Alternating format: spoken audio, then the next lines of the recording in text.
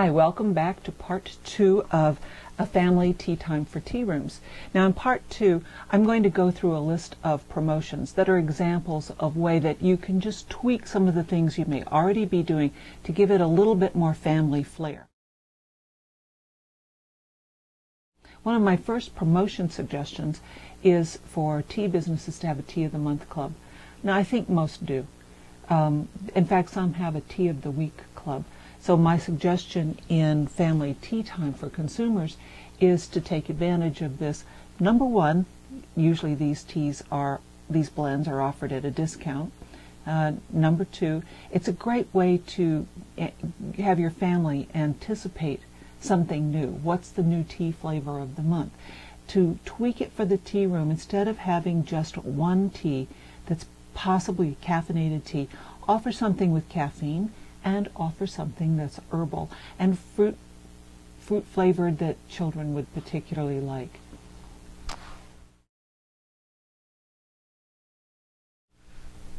Okay, contests. Now contests can be a lot of fun. It can be everything from a bake-off where you end up getting a new scone recipe or a new sandwich filling to naming a new tea blend. There are going to be a lot of things that are unique to your community, but one of the big advantages is that you get the publicity when you begin the contest and also when you've chosen a winner. A real no-brainer, I think, are wish lists, and I'm surprised by how many tea rooms don't have wish lists, don't have a way for the customers to put their tea flavor preferences or the teapot they've always dreamed of, or what's their favorite teacup, or a book that they particularly want to add to their collection. I think that when you let it be known that you've got a wish list, and children, of course, can have their favorite teas on the list too, but that you're the go-to place to buy a tea gift for a birthday or an anniversary or a holiday.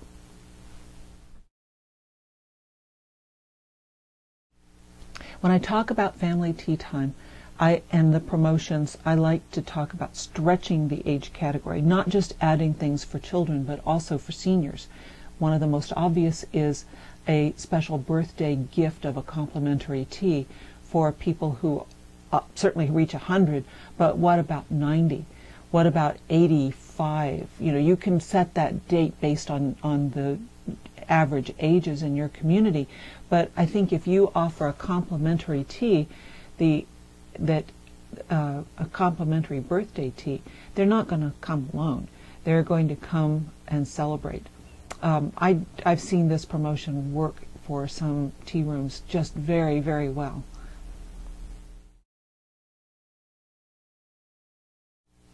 Now, one idea that really generated a lot of strong family ties in this community was a tea room owner that I saw create a family day tea once a month. It was a buffet. Now, she simplified it. She streamlined it. She offered a limited number of teas, not the entire menu. She didn't need the amount of staff because she made it a buffet. The foods that were served on the buffet were the things that everyone really liked. They weren't the exotic or the complicated dishes. But what she offered was the tea room experience. And that experience, by being able to bring the whole family at a slightly discounted price than her regular afternoon teas, built her customer loyalty. But it just brought people into the tea room that probably wouldn't have come on a regular day.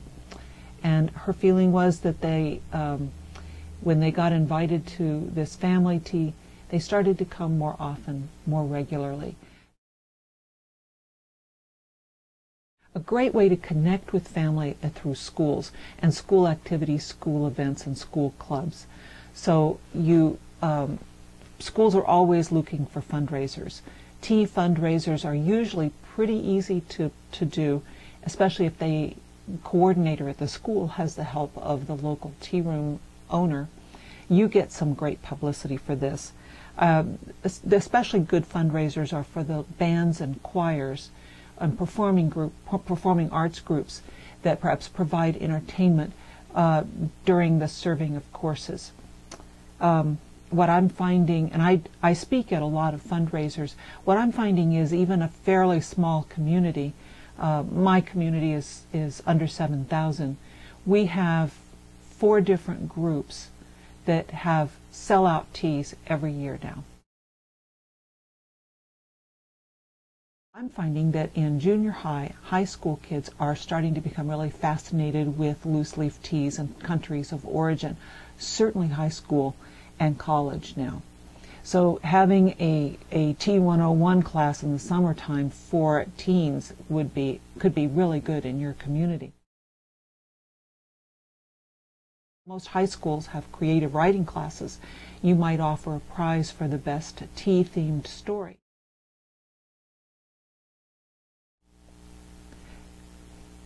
Like an ice cream shop who offers a free cone for a good report card, you could consider offering a cup of tea. You can publicize this by sending notices directly to schools.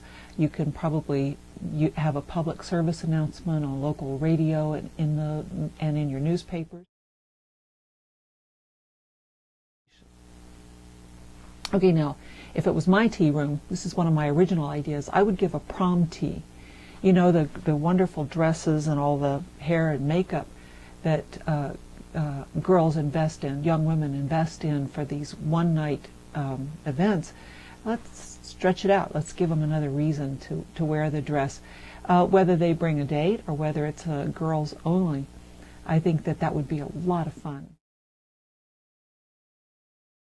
As you start to know your customers through schools and become aware of the school routines, half days and teacher in-service days really are great opportunities to do a special promotion, reaching out to the families who might be looking for activities for kids of all ages. So now we're coming to the end of part 2 with promotions. These are just a few ideas. What I want to do is just stimulate the thinking, not about how you should implement any of these, but what are you doing now that you can tweak and expand to become relevant to a broader age group. I've not said the word marketing very often, but that's what it is. We're marketing to a broader age group.